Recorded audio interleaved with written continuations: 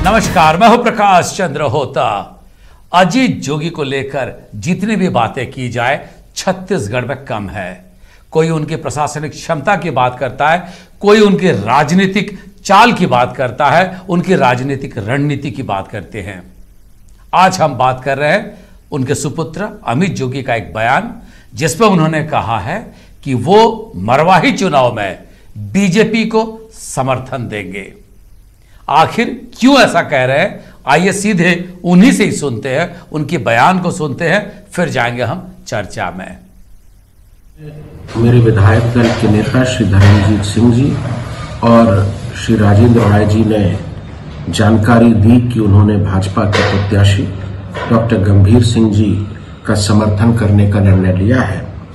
मरवाही के सभी कार्यकर्ता भी इस बात पर अपनी सहमति दे चुके हैं।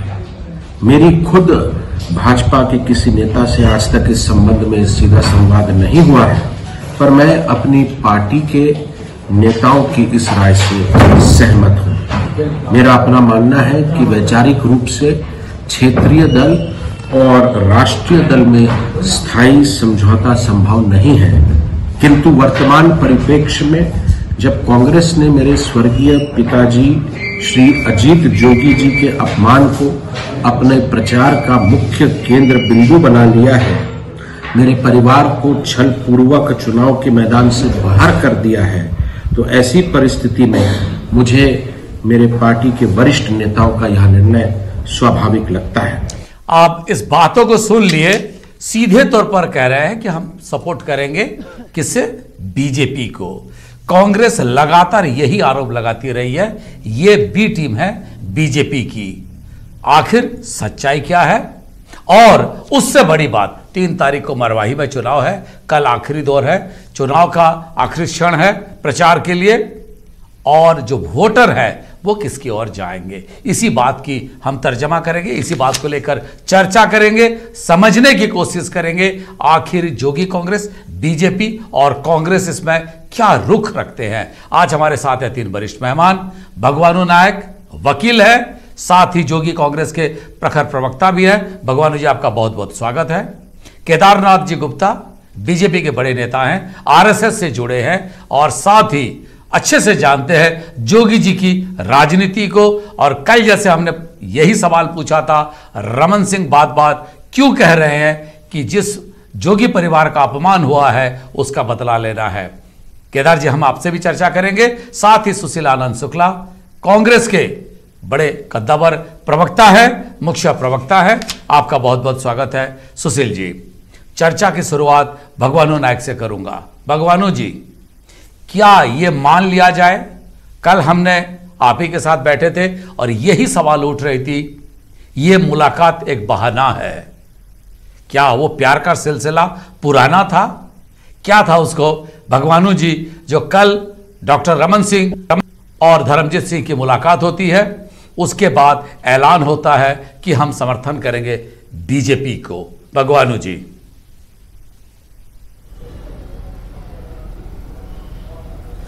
देखिए आदरणीय होता सर, मरवाही विधानसभा उपचुनाव जो हो रहा है, जोगी जी की मृत्यु होने के पश्चात जो परिस्थिति आज बनी है वो छत्तीसगढ़ ही नहीं पूरा देश देख रहा है। जोगी जी के मृत्यु के पश्चात मरवाही की जनता फिर से पुनः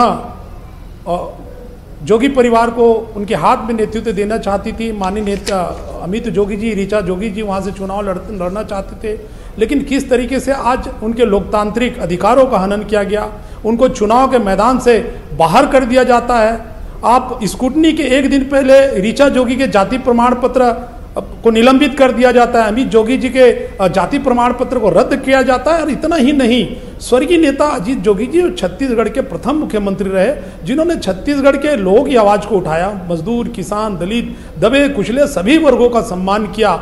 उनका एक विराट व्यक्तित्व रहा, एक जो है विलक्षण प्रतिभा के धनी रहे। सार्वजनिक मंचों पर कांग्रेस पार्टी के द्वारा किस प्रकार उनके खिलाफ जो है वो टिप्पणी कर रहे हैं, नकली, फर्जी, अब तमाम प्रकार के पाखंडी जैसे शब्दों का प्रयोग किया गया, तो कहीं ना कहीं आज ये हमारी पार्टी कहीं नहीं बल्कि ये पूरे छत्तीसगढ़ का मरवाही की जनता का अपमान हुआ है।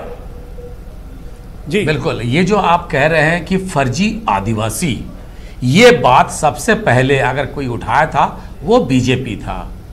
सदन के अंदर और सदन के बाहर, विधानसभा के अंदर भी और बाहर भी इस तरह की बातें कही जाती थी कि जो गैर आदिवासी है वो आदिवासियों का हक छीन रहे हैं आदिवासियों का नाम लेकर।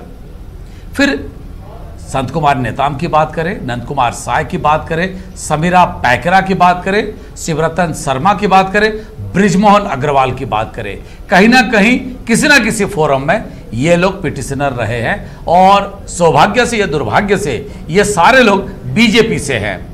फिर आप ये बात क्यों कह रहे हैं कि कांग्रेस ने जोगी जी का अपमान किया और आप बीजेपी के साथ दिए, जबकि ये सारे नेता बीजेपी के ही थे? जी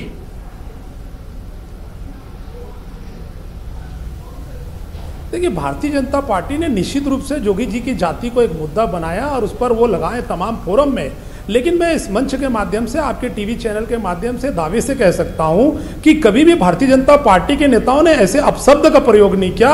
एक मर्यादा में रह करके राजनीति जरूर की, आरोप प्रत्यारोप लगाए। लेकिन आज जिस प्रकार से जोगी जी के फोटो को जो मारवाड़ी की जनता उन्हें देवता के रूप में पूजती है, उनके घर घर से जब तक किया जाता है, आज रेणु जोगी जी जो एक मान्यता प्राप्त पार्टी की आज वो एक मेंबर है, उनको न्याय यात्रा पर रोक लगा दी जाती है। क्या ये लोकतंत्र है? क्या एक राजनीतिक दल से जुड़ा हुआ व्यक्ति क्या अपने पार्टी का प्रचार प्रसार नहीं कर सकता? अपने पति और इस पार्टी के नेता का क्या आत्मकथा को बांटना भी एक अपराध की श्रेणी में आता है? तो आज हमारे पास कोई विकल्प नहीं था, हम ऐसी स्थिति में कांग्रेस का समर्थन तो नहीं कर सकते थे, इसीलिए भारतीय जनता पार्टी का हमने समर्थन किया है। बहुत अच्छा। केदार जी सीधे तौर पर कह रहे हैं भगवानू नायक जी, जोगी कांग्रेस कह रही है कांग्रेस को समर्थन नहीं कर सकते थे, लेकिन अभी आपके ऊपर आरोप लगने लगा है अंतागढ़ से लेकर और बाकी सारे बातों को लेकर उठाया जा रहा है और कही जा रही है आप दोनों तो साथ साथ थे।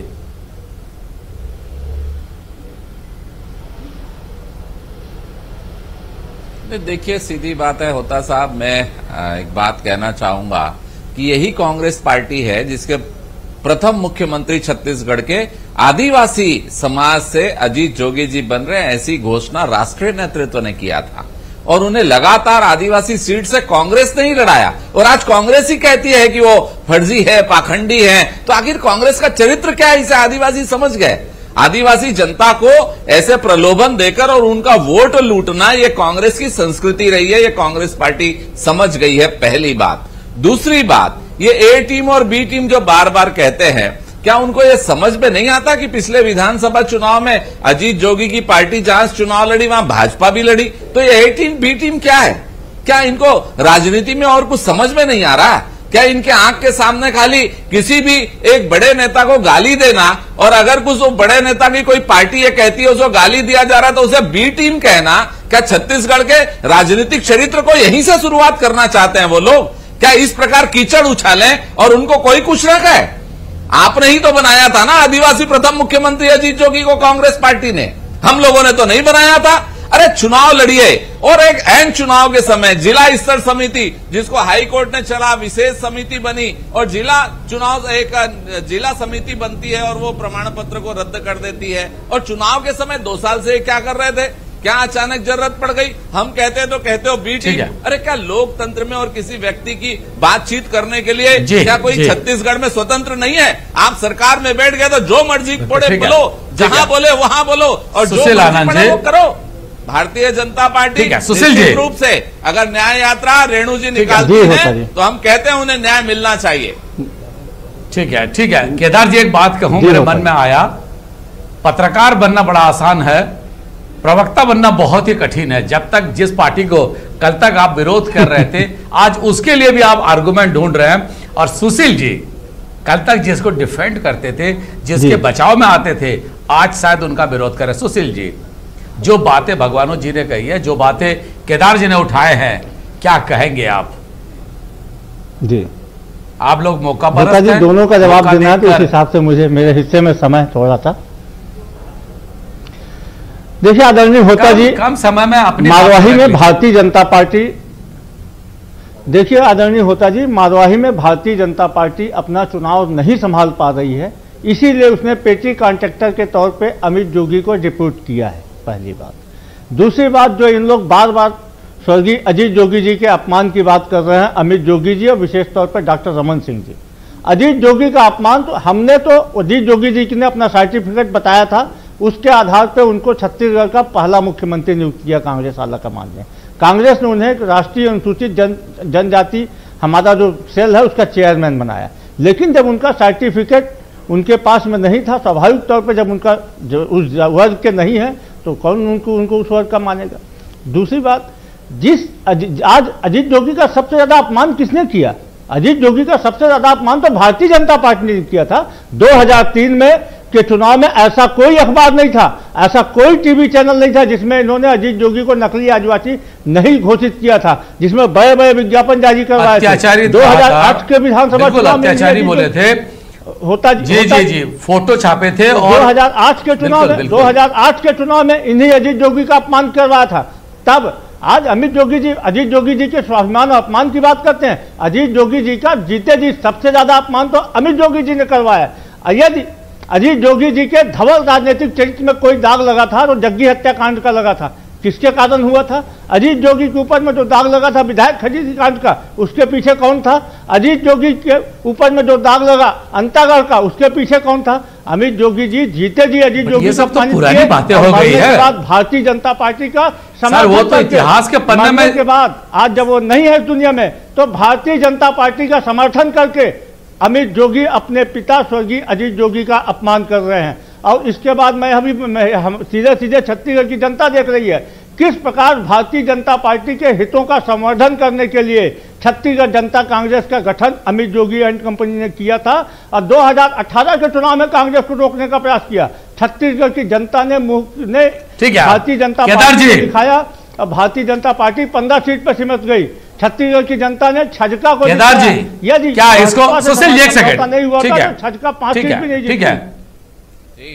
ठीक है केदार जी, क्या इसको मौके का चौका कहा जाए?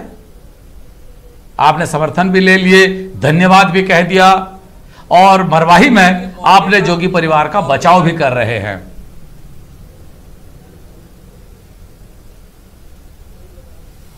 मौके पे चौका नहीं साहब, मौके पे छक्का है ये। और कांग्रेस जिस हिसाब से अपनी रणनीति तय कर रही है, ये जो नहीं है आपका प्रत्याशी अपनी जमानत नहीं बचा पाएगा। मित्र जोगी जी उस समय कांग्रेस में थे। मैं कह रहा हूं जब कांग्रेस में अजीत जोगी जी थे, जब ये सारी घटनाएं हुई और आप 22 महीने से सरकार में हैं, कोई एक्शन नहीं लेते। मतलब क्या आप षड्यंत्रकारी हैं ये मानते हैं? जो जब 14 साल तक आपने उनके प्रमाण पत्र को रोके हुए रखा था, आरोप लगाकर चुपचाप 14 साल तक आपने उनके प्रमाण पत्र को रोके हुए रखा था। आप देखिए कि किसकी जमानत। और दूसरी बात, 14 साल तक सुप्रीम कोर्ट के आदेश के बाद क्यों आपने हाई पावर कमेटी नहीं बनाई? क्यों अजीत जोगी की जाति के फैसला को रोका? मीठा गप कड़वा सुप्रीम कोर्ट अजीत जोगी के खिलाफ शिकायत किसने किया? संत कुमार नेता कौन थे? नंद कुमार साहब कौन थे? विजयमोहन अग्रवाल कौन है? शिवरतन शर्मा कौन है? कहीं न कहीं भारतीय जनता पार्टी और अमित जोगी का मुख्यमंत्री बना देते हैं आदिवासी का, आप चेयरमैन बना देते हैं। अरे कौन सी सुचिता की राजनीति कर रहे हो आप? छत्तीसगढ़ प्रदेश के आदिवासी सीधे हैं, उन्हें छलना बंद करो। आप ये बात मान लिए कि आपका हाईकमान भी फर्जी सर्टिफिकेट को मानता है, जिसे आज आप फर्जी कह रहे हो। आखिर आप करना क्या चाहते हो? आदिवासियों पे छलना बंद करो, शराब बंदी करो, युवाओं को रोजगार दो, उसके बारे में बात करो। आज देश जनता पार्टी आदिवासी क्षेत्र आज आपने पूरे प्रदेश में हाहाकार मच गया है। हत्याएं हो रही है, बलात्कार हो रहे हैं, माफिया चल रहे हैं, सीमेंट के रेट देखिए आसमान पहुंच गए और आप बैठे आरोप लगाते हुए। आप हो सकता है कुछ सालों बाद यही कहेंगे कि मरवाही का चुनाव कांग्रेस इसलिए हार गई क्योंकि हम माफियाओं के साथ थे। मुझे दुख होता है, मुझे दुख होता है चंद्र, मुझे दुख होता है शुक्ला जी, जब आप माफियाओं की बात छोड़कर, जब आप विकास की बात छोड़कर, जब आप बलात्कारियों की बात छोड़कर खाली जोगी जी को और जोगी जी की पुरानी यादों को, आज वो दुनिया में नहीं है। एक पिता पुत्र के बीच में आप राजनीति पैदा करना चाहते हैं और ऐसे पिता जो आज दुनिया में नहीं है।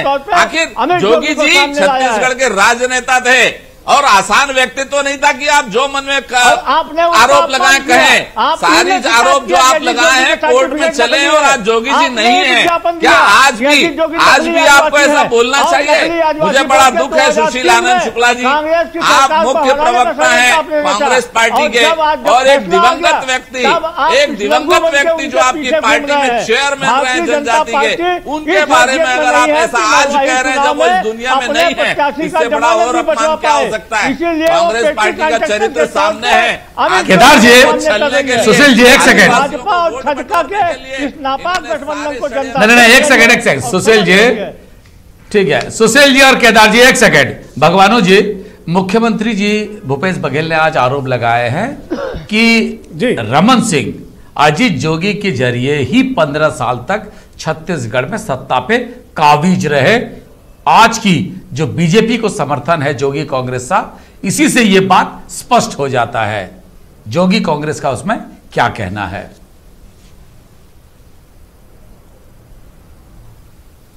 देखिए, ये जो आरोप आज माननीय मुख्यमंत्री ने लगाया, ये कोई नया आरोप नहीं है और ऐसे आरोप और ऐसे झूठे आरोप तथ्यों के आधार पर लगातार जोगी जी को बदनाम किया जाता रहा है।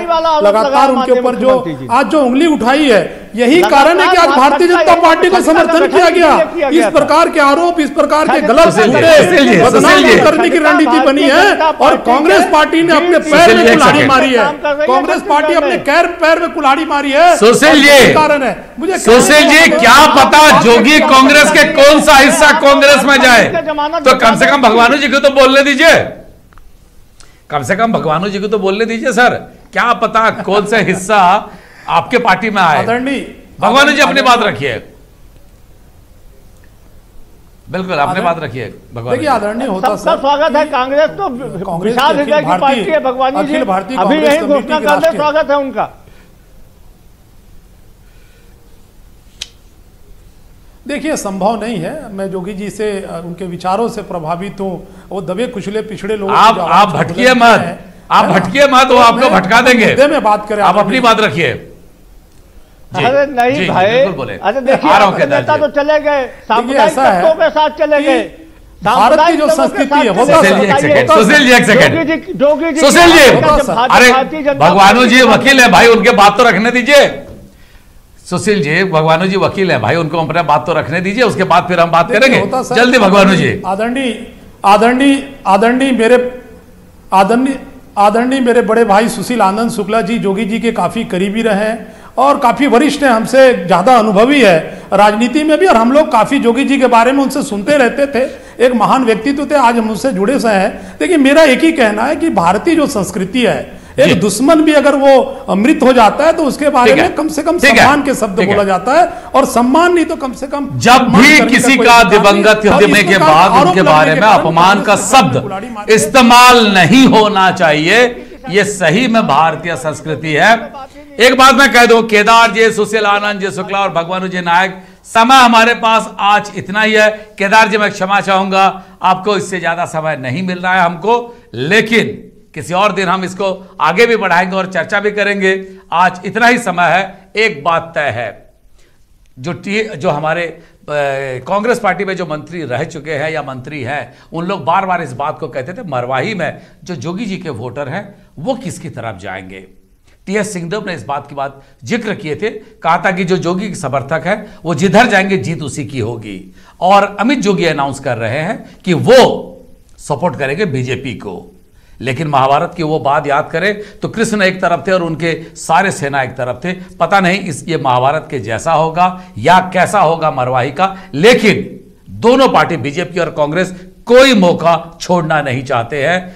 इसीलिए रमन सिंह ने थैंक यू बोल दिया जैसे ही कहा गया कि वो समर्थन करे जोगी कांग्रेस। लेकिन मुख्यमंत्री भूपेश बघेल कह दिए कि स्वरूप दिखाई दे रहा है, कौन किसके साथ था, कौन किसके साथ रहा है। आज समय हो गया है, फिर एक समय को लेकर, टॉपिक को लेकर फिर हम आपके सामने उपस्थित होंगे सोमवार को। लेकिन न्यूज़ 18 में खबरों का सिलसिला जारी है। आप देखते रहिए न्यूज़ 18 छत्तीसगढ़ मध्य प्रदेश।